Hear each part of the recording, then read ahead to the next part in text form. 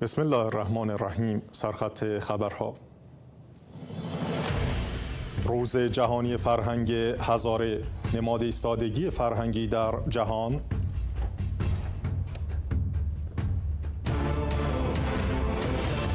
بریتانیا و اتحادیه اروپا، آغاز فصلی جدید در روابط پسا برگزیت با توافق‌های تجاری و امنیتی.